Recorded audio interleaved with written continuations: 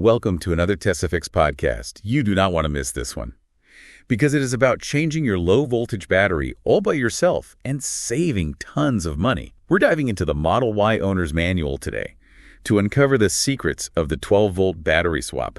Don't worry, we'll guide you every step of the way. That's right. We're going to break down the process, highlight those crucial safety tips, and hopefully make you feel confident enough to tackle this DIY project. But before we jump in, let's make one thing crystal clear. We're all about empowering you with knowledge here, but safety always comes first. If at any point you're feeling unsure, don't hesitate to consult a professional mechanic. Absolutely.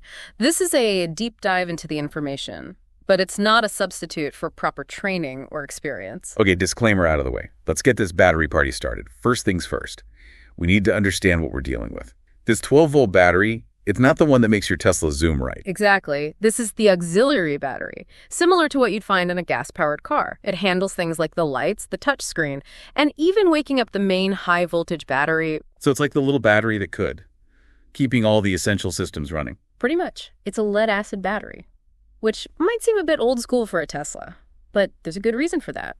They're reliable in extreme temperatures, crucial for an EV, and they're simple to jumpstart if needed. Interesting. So it's all about practicality and reliability. Speaking of which, the manual has a pretty stern warning about letting this battery drain completely. Something about damage not being covered under warranty. That's right. A dead 12-volt battery can cause issues that Tesla won't cover. That's why knowing how to replace it yourself is not just about saving money. It's about avoiding a potential headache. Okay, you've officially convinced me. Let's gather our tools and dive into this DIY adventure. What do we absolutely need to have on hand? You'll need a 10mm socket, a small flat tool like a plastic pry tool, and some dry rags. Safety glasses and gloves are a great idea too. Always better to be safe than sorry. Solid advice. Yeah. And maybe have a refreshing beverage ready, but only after disconnecting the battery, of course. Can't have any spills on those electrical components. Definitely. And speaking of important things, you'll need the new battery itself.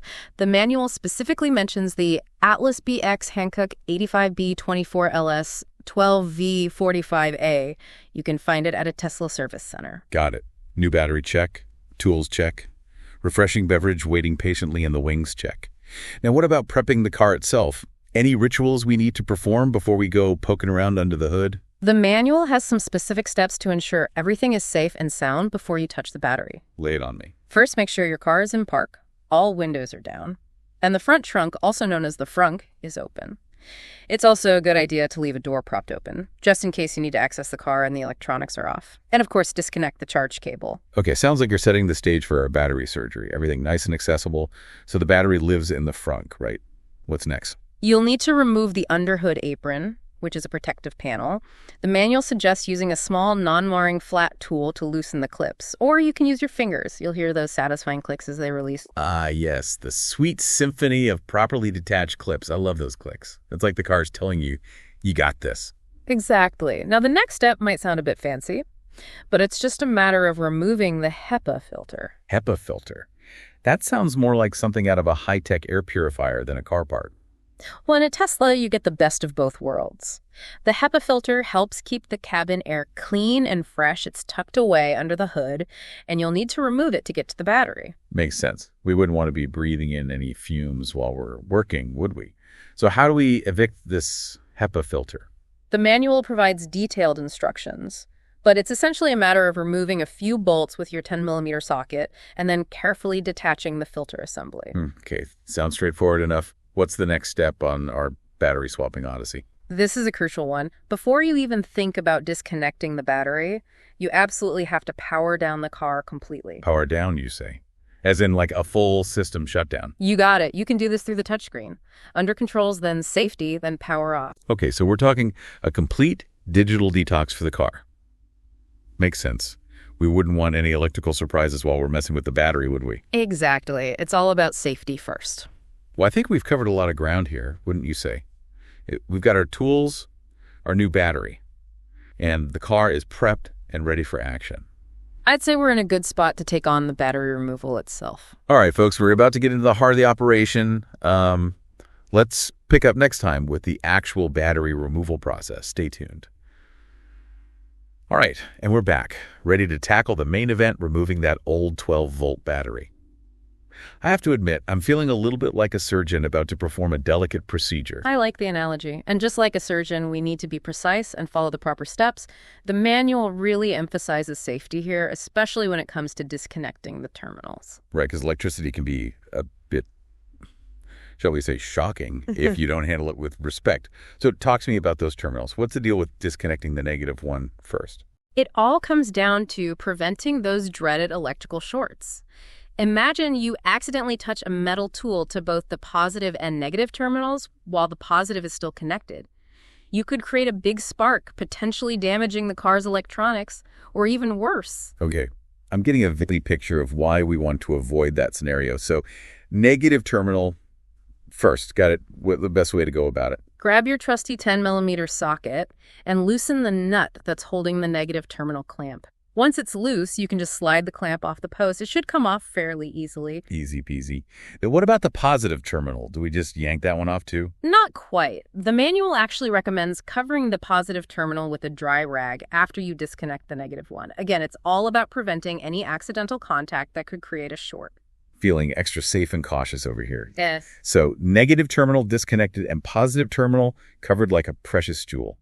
What's next on our battery extraction checklist? There's one more connection we need to take care of before we wrestle that battery out. The first responder loop. What now? That sounds like something out of a sci-fi movie. It does sound a bit dramatic, doesn't it? But it's actually a very important safety feature. The first responder loop is a special connection that allows emergency responders to power up certain systems in the car, like hazard lights and door locks, even if the main high-voltage battery is off. Oh, that makes a lot of sense. So it's like a backup power system for emergency situations. How do we disconnect this responder loop thingamajig? It's easier than it sounds. You'll see a red locking tab and a black tab near the battery. The manual has a diagram that shows you exactly where they are. You just slide the red tab and press the black tab, and the loop should disconnect. Got it. Responder loop disconnected. Anything else before we tackle the battery removal itself? Just one more thing. There's a vent tube hose connected to the negative terminal side of the battery. You'll need to unplug that as well. Done and done. Okay, we've disconnected all the connections, covered the positive terminal, and said our goodbyes to the first responder loop. I'm feeling ready to lift this battery out. Any tips for getting it out safely and gracefully? Absolutely. First, remember that the battery weighs about 25 pounds, so make sure you're using proper lifting technique. Stand in front of the battery and lift with your legs, not your back. Nobody wants a backache after a successful battery swap. Solid advice. I've been known to throw my back out picking up a bag of groceries, so I'll definitely be channeling my inner power lifter for this battery lift. Is there a special technique for actually lifting it out of the frunk? The battery has a handle, so use that. And just be careful not to bump or damage any of the surrounding components as you lift it out. It's a bit like a game of Tetris getting it out of there without hitting anything. Challenge accepted. All right, here we go. And success! Battery is out. That wasn't so bad, actually. Now, before we get too excited and pop the new battery in, is there anything we need to check or transfer from the old battery? Great question. You need to take a look at your new battery and make sure it has a red plug on the positive terminal side. This plug is a pressure release vent, and it's a crucial safety feature. If the new battery doesn't have one, you'll need to transfer the red plug from the old battery. I'm sensing a theme here. Safety, safety, safety. And speaking of small, important parts, I have a confession to make. I'm not always the best at remembering where I put things.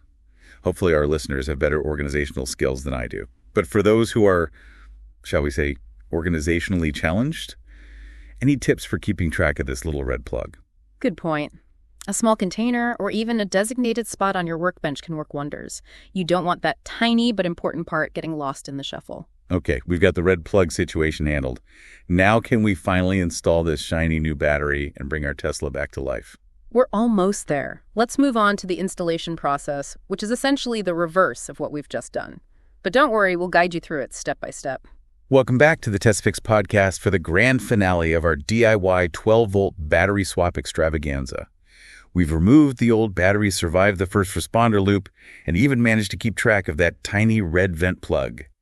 Now it's time to put it all back together. I'm feeling a sense of accomplishment already. I'm feeling it too. And the good news is that installing the new battery is pretty much the reverse of the removal process. But as always, there are a few key things to keep in mind. Of course. We wouldn't want to get this far and then mess it all up at the last minute. Yeah. So walk me through it. Where do we begin?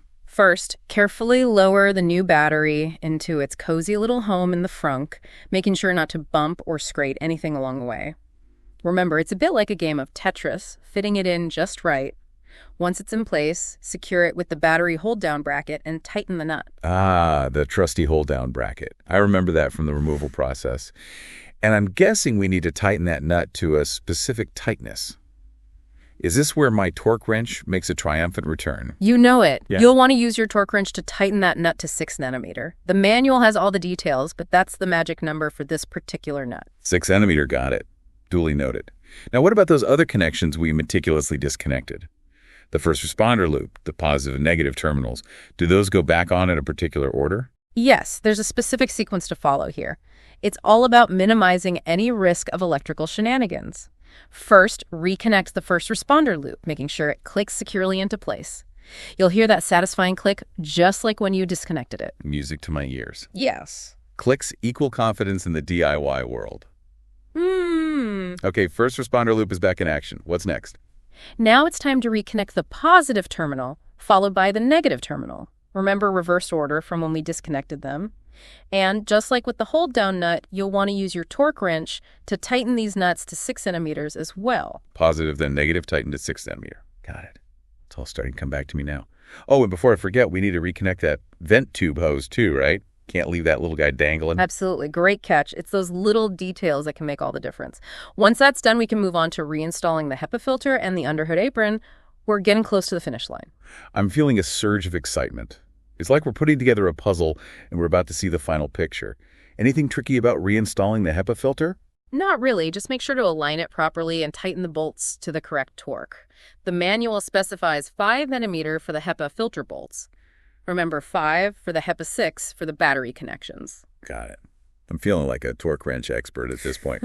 So HEPA filter is back in its rightful place. Last but not least, we snap the underhood apron back into place, listening for those satisfying clicks as each clip engages right. Exactly. Make sure all the clips are secure and give the apron a gentle press to make sure everything is snug. And with that, you've officially replaced your Tesla Model Y's 12-volt battery. Victory. I'm feeling a little bit like a superhero right now. We faced the electrical demons, conquered the first responder loop, and emerged triumphant. It's a great feeling, isn't it? Yeah. And, beyond the sense of accomplishment, you've also potentially saved yourself a good chunk of change by doing this yourself. That's right. We're all about empowering Tesla owners to take control of their vehicles and save money in the process. And hopefully this deep dive has shown that even though Teslas are incredibly sophisticated machines, some maintenance tasks are still within reach for the average DIY enthusiast. The Model Y owner's manual is surprisingly detailed and easy to follow. Don't be afraid to crack it open and see what other adventures await. I love that. It's all about embracing the DIY spirit, even with a high-tech marvel like a Tesla. Well, folks, that's a wrap on our 12-volt battery swap adventure. We hope you've enjoyed the ride, learned some valuable tips, and maybe even gained the confidence to tackle this project yourself. And remember, if you ever find yourself feeling unsure about any step of the process, don't hesitate to reach out to a qualified mechanic. Safety always comes first. Couldn't agree more. Thanks for joining us on this deep dive. We'll be back soon with more Tesla tips, tricks, and DIY adventures. Until then, happy tinkering.